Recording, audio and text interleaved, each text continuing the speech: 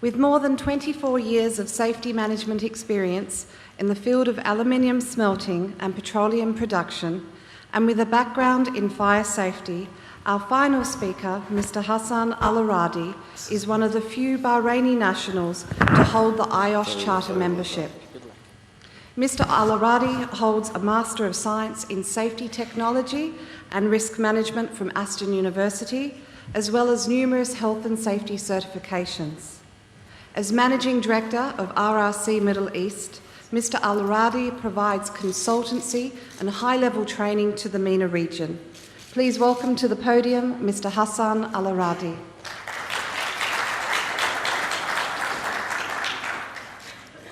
Thank you. Assalamu alaikum. That's my brother, by the way, it's not me.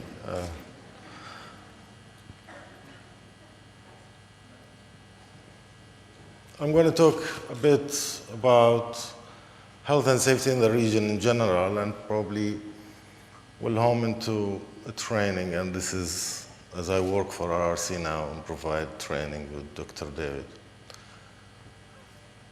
I started my career as a firefighter in an oil refinery, and been in many emergencies. I've seen many dead bodies. And we still, when we look at the region and we see tragedies like this one, where a member of the public lost their life because of somebody else's fault, that he was managing an organization, not putting safety as an important thing that would look after the life of people. You look at, I'm not picking on a specific country, it's all over the region. We had fires, 22 killed. I come from Bahrain, and this sort of thing gets repeated many times. We have lost many lives in fires in what we call labor camp, which is workers' accommodation. What happened when there is such a tragedy is you see the top authority person like Prime Minister on the location, and there is a very high attention. People start talking about it and how critical it is, and we even went to the point in Bahrain where they issued a ministerial order, a new legislation, which says every establishment will conduct a fire risk assessment. So RRC went on and we devised a training package of how to conduct a fire risk assessment. But you go to the real life, fires are still there. Once I took my family to a theater. In fact, it was a play by a Kuwaiti theater in Bahrain. And they have this big hall similar to this. They converted it from a sport club into a theater, and so they put temporary scaffolding. So being a Bahraini, you buy the cheapest ticket. So I end up going up the scaffolding with my family to the end. And as I was sitting with my wife and kids, I looked around, and as you can see here, the fire exits, they were all blocked by the scaffolds work they have erected for the theater. So I stood up and I said to the wife, I'm leaving. And she thought I was crazy. But this is the culture we live and we operate in. We can talk endlessly about legislation. We can talk about competency. We can talk about many things. If we don't have the desire to change our culture, and each one of us take that step, it will never change. So I'm just going to give you some flavor of what the picture is now in the Gulf. If we look at the history, I mean, back in the 30s, this is where the oil and gas industry started in the region, and this is where we have seen the first sort of safety procedures it has been led by the oil and gas industry. Talking about any movement on health and safety, creating societies or training programs, you remember, are those individuals who have been trained by the oil companies, and they have took the lead in promoting health and safety standards in the region. It's only in the late 60s, early 70s where we saw the legislation come about. I have read the UN report about health and safety legislation in the region, and they summarize it. And you can see there is a handful of what we call ministerial order, which address actually not really the core health and safety management system, but it is addressing the welfare facilities and working hours, shift pattern, and so on. Now, after 30 years, we see that these legislation are outdated. We still have them. There is an effort in building in ILO conventions, for example, into the legislation. But if we look now, we still have a leading role by oil and gas industry. You go around construction sites, big companies, and I think, I dare to say this, but it is fact that the cost of life is much cheaper than implementing a safety system, safety management system. Now, if we look at health and safety as a profession, it has gone through various stages or phases of development. I started working in the refinery in 1983, and I remember the role we had then.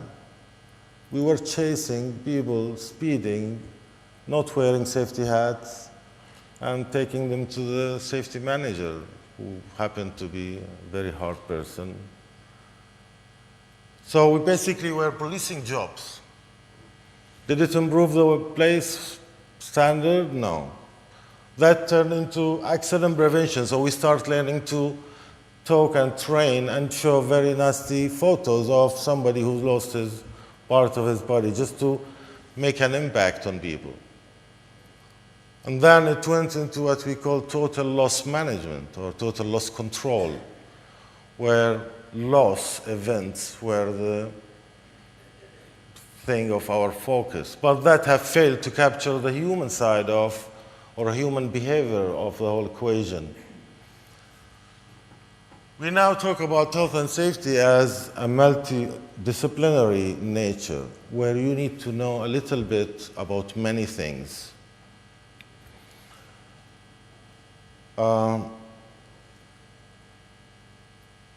Fire, psychology, engineering, chemistry, biology. I had privilege of being involved in delivering an EBOSH course for SEK lately, and we spent 2 weeks talking a little bit about each topic. And that you take that knowledge and try to apply it to the nature of your workplace. Is it a hospital? Is it a hotel, industry, manufacturing, oil and gas, and so on. So each industry have its specific risk that you need to control it, having that basic knowledge. What I have here, if I manage to operate, is a little video clip of Texas BP refinery fire, just to illustrate the extent of the knowledge the safety practitioner needs to know in order to control the risk in any complex processes. And you would see from the video that it does not only involve, as David mentioned, the equipment and the hardware, the procedure, but also it goes into people behavior. The stack. The equivalent of nearly a tanker truck full of hot gasoline fell to the ground and began forming a huge flammable vapor cloud. This scene, based on CSV computer modeling, shows how the vapor cloud expanded in just 90 seconds, engulfing the unit and the nearby trailers full of workers. About 25 feet from the base of the blowdown drum, 2 workers were parked in a pickup truck with the engine idling. As flammable vapor entered the air intake, the diesel engine began to race. The 2 workers fled, unable to shut off the engine. Moments later, witnesses saw the truck backfire and ignite the vapor cloud. Powerful explosions swept through the area. Computer modeling shows how the blast pressure wave accelerated through the ISOM unit, causing heavy destruction and igniting fires throughout the area. The workers inside the trailers were right in the path of the explosions. The fires continued to burn for hours.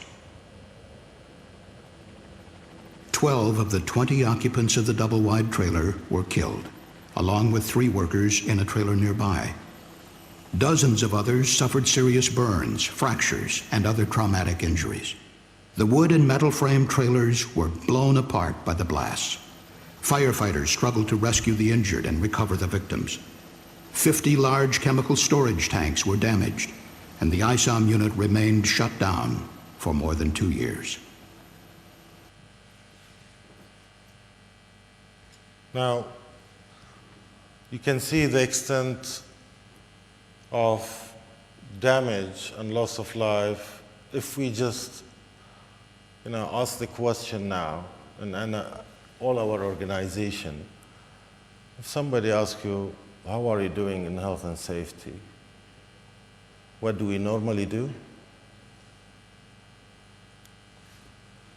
Is show them our accident statistics. Now, this is nothing, this is just a graph, it does not show. And you'll probably be showing them how good you are in decreasing the number of accidents over the years. But does this actually reflect a true measurement of how is your health and safety program? Now, there are many reasons why we don't consider accident as a good measurement of our health and safety performance. The least important one is accidents measure our failures, not success. Accidents are history. Once you know about them, you cannot change them. They are history. What we want to look is we want to look forward, and we want to improve and change the future in health and safety. You go to an organization which says we have a 0 accident. Would you believe them?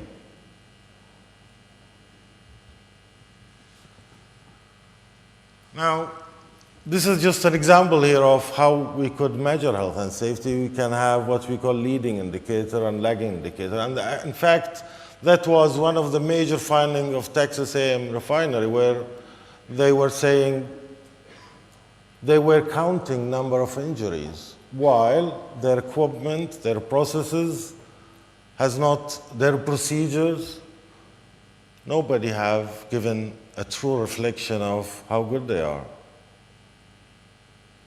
In fact, they had some fatalities in the past, and they didn't bother to learn from them.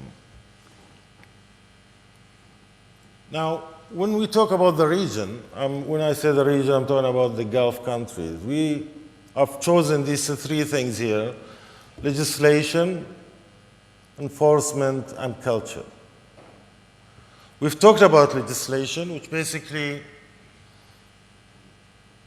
my opinion, they're out of date. They need to be reviewed. They have lost the whole picture, and they go and focus into specific areas, giving prescriptive requirement on what you need to do. And the most important thing is they do not place the onus on the operator. Like the offshore safety case and safety report, where in the UK you are, as an operator, required to demonstrate that you operate a safe plant. And by that, you need to do studies, you need to do risk assessment, you need to have a safety management system, and you need to have an emergency response system.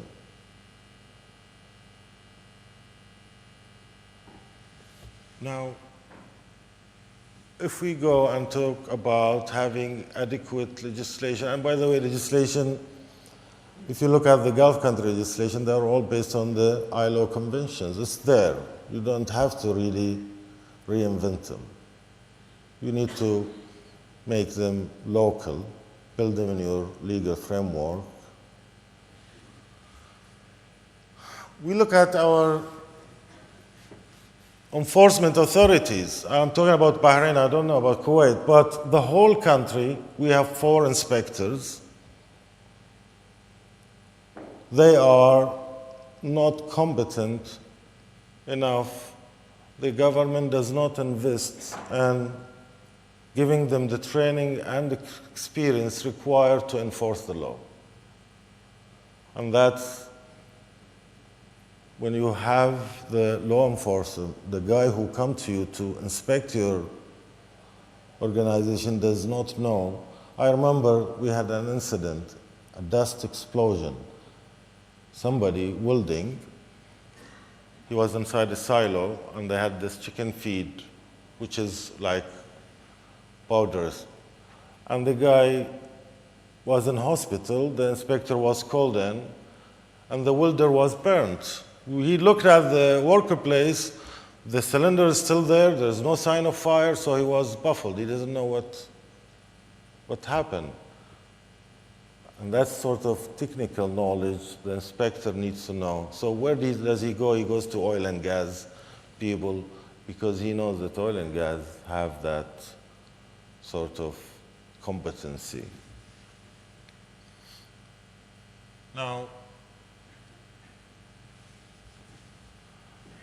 the culture, Sir Ravi have talked about, David and my colleague there, and we cannot emphasize how important it is.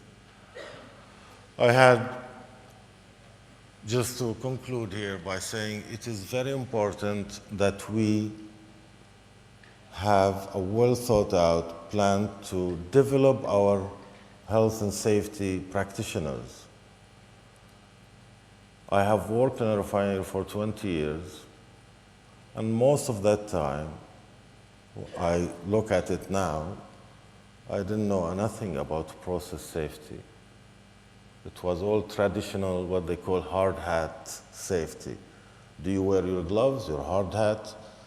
That's not the safety system that we would like to see and implement, where you assess your risk, you design a management system to manage it, you monitor your performance, and you give feedback on that continuous cycle to improve the standard of the workplace. We need to look at our legislation, review them, and get them up to date, putting the onus on the employer, the guy who operates the plant, to prove that he has a safe operation. Enforcement authorities, the inspectors, how many of them, to what standard of competency, what skill metrics or set of skills they need in order to do their job. They should help the industry to improve the standard. They shouldn't be policing the job, but they have a role in improving the standard with industry. And if you look around, we don't have even reliable data. If we say we want to have count accident, we don't know even how many accidents we have to build our sound decision on where do we focus our resources. There are none published.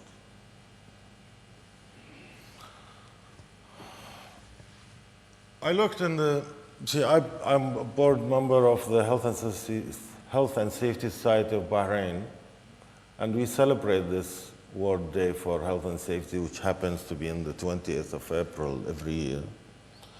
And the theme for this year is prevention of occupational disease. We talk about health and safety. This is the H side of it, which is the most difficult compared to the safety, because it is more difficult to identify health hazards. Now, this is my last video cut there. Well, if we can prevent these accidents, then we can go to occupational health. The one that we can see, that is obvious. We had in Bahrain very high number of fatalities due to falling from heights. So I thought I'd show you There's this. not too many things you can count on in life, but gravity is one of them. When you lose your balance and fall, that's gravity at work. Over the past 10 years, more than 90,000 workers have fallen from heights on the job in British Columbia. Falls from high elevations result in more serious injuries than other types of industrial accidents. Often workers suffer broken bones, spinal injuries, and paralysis.